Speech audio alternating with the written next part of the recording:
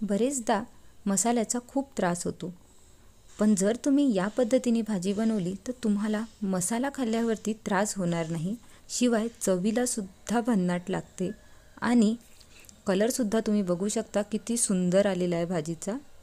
त्यामुळे तुम्ही या पद्धतीने नक्की करून बघा। चला तर सुरुवात करूया। नमस्कार, अर्ध्या किलो मटणाच्या भाजीसाठी लागणारं साहित्य बघूया। एक मध्यम आकाराचा कांदा, एक मध्यम आकाराच्या टमाटरचे काप करून घेतले आहेत।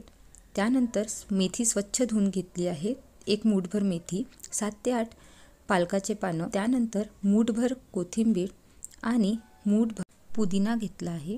कांदीच्या पाती घेतल्या आहेत, एक कापून घेतली आहे स्वच्छ धुवून, 2 हिरव्या मिरच्या कापून घेतल्या आहेत।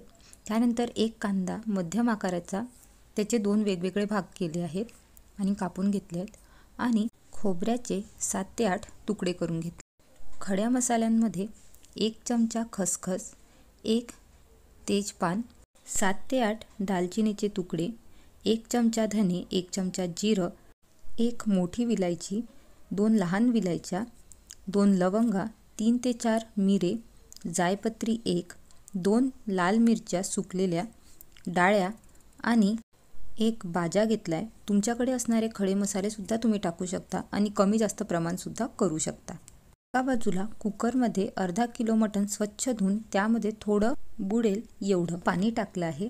त्यामध्ये मगाशी कापून ठेवलेला लंबा कांदा टाकला आहे, 2-4 पुदिन्याचे पानं आणि 1 चमचा हळद आणि 1 चमचा मीठ टाकून त्याला 4 ते 5 विसल होऊ द्यायच्या, जेणेकरून ते व्यवस्थित शिजलं पाहिजे। एका बाजूला आपण एका कढईमध्ये अर्धा चमचा तेल घेतलं आहे, त्यामध्ये कांदा आणि खोबरं पहिले भाजायचं। ते छान भाजत आलं की त्यामध्ये आता खसखस टाकायची। खसखस कांद्याला चिकटून बाहेर येते, म्हणजे ती भांड्यात राहत नाही। ते व्यवस्थित भाजून होईपर्यंत एका बाजूला हिरवं वाटण काढून घ्यायचं, यामध्ये टमाटर सुद्धा आहे। आता ते थंड झालंय, त्यानंतर खडे मसाले छानपैकी भाजून घेऊयात। आता मिक्सरमध्ये सगळं वाटण वेगवेगळं वाटायचं आहे। कांदा, खोबरं आणि खसखस वेगळं, हिरवा भाजीपाल्याचं वाटण वेगळं, अद्रक लसणाची पेस्ट वेगळी आणि खड्या मसाल्याचं वेगळं। आता एका मातीच्या मडक्यामध्ये इथे भाजी करणार आहे, तुम्ही कुठलंही भांडं घेऊ शकता। त्यामध्ये 3.5 चमचे तेल घेतलं आहे, तुम्ही जास्त कमी तुमच्या हिशोबाने करू शकता। थोडंसं हिंग टाकलं आहे आणि मोहरी तडतडल्यावरती त्यामध्ये मगाशी ठेवलेला कांदा टाकून भाजून घेतला आहे आणि मग नंतर त्यामध्ये कांद्याची पेस्ट टाकून त्याला 1 मिनिट मीडियम फ्लेमवरती होऊ देणार आहे। आता त्याचं तेल सुटलेलं आहे। आता इथे आपण पोहे खायच्या चमच्याने 1 ते 1.5 चमचा लसूण अद्रकची पेस्ट टाकायची, त्याला सुद्धा साधारण 1 मिनिट होऊ द्यायचं छानपैकी मीडियम फ्लेमवर आणि मग हिरवा मसाला आपल्याला टाकायचा आहे। जे हिरवं वाटण आहे ते टाकण्यामागचं कारणच इतकं आहे की आपल्याला मसाल्याचा अजिबात त्रास होत नाही, पचनाला आपल्याला खूप मदत करते, शिवाय भाजीला जो रंग येतो तो खूप उत्कृष्ट येतो आणि असा काळा दाटसर खूप सुंदर असा भाजीला रंग येतो। साधारण 2 मिनिटं त्याला छान भाजून घ्यायचं। नंतर 2 मिनिटांनी आपल्याला खड्या मसाल्याचं वाटण टाकून त्याला मिक्स करून छानपैकी 2 मिनिटं अजून तेल सुटेपर्यंत, त्याचा रंग बदलेपर्यंत होऊ द्यायचं। आता टीस्पूनच्या हिशोबाने 4 टीस्पून इथे तिखट घेतलाय, तुम्ही कमी जास्त तुमच्या आवडीने करू शकता। गरम मसाला 1.5 चमचा हा घरगुती आहे, तुम्ही बाहेरचाही वापरू शकता।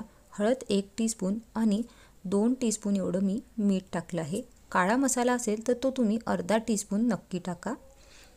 त्यानंतर याला छानपैकी मिक्स करायचं आणि जे चिकन सूप, ज्याला आळणीसुद्धा म्हणतात, त्यातला 1 चमचा सूप यामध्ये टाकायचं। आळणी जर तुम्ही वापरली तर भाजीला चव खूप छान येते। 2 मिनिटं मीडियम फ्लेमवरती याला झाकून असंच होऊ द्यायचं। साधारण 2 मिनिटानंतर तुम्ही याचा रंग बघा, खूप छान तेलसुद्धा सुटलं आहे। आता या स्टेजला आपल्याला फक्त आणि फक्त पीसेसच टाकायचे आहेत, त्याला छानपैकी मिक्स करायचं आणि झाकण ठेवून 2 मिनिटं याला असंच होऊ द्यायचं आहे, जेणेकरून मसाला पीसेसला छान लागेल आणि भाजीची चवसुद्धा भन्नाट लागेल। तुम्ही या सगळ्या टिप्स फॉलो केल्या तर तुमची भाजीसुद्धा छान बनेल। आता 2 मिनिटानंतर तुम्ही बघू शकता भाजीला हा रंग खूप सुंदर आला आहे। यामध्ये आपण आता आळणी टाकून घेऊयात आणि याला छान मिक्स करून 2 मिनिटासाठी झाकून ठेवूयात आणि याला एक उकळी येऊ देऊयात. तुम्हाला जास्त प्रमाणात बनवायचं असेल तर थोडं वरून पाणी टाकलं तरी चालेल, पण खरी चव ही आळणीचीच असते, म्हणजे सूपची असते.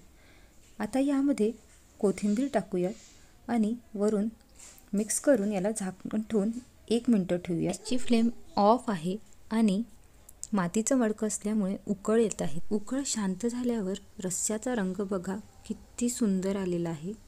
रस्सा एकीकडे, मसाला एकीकडे अजिबात नाही.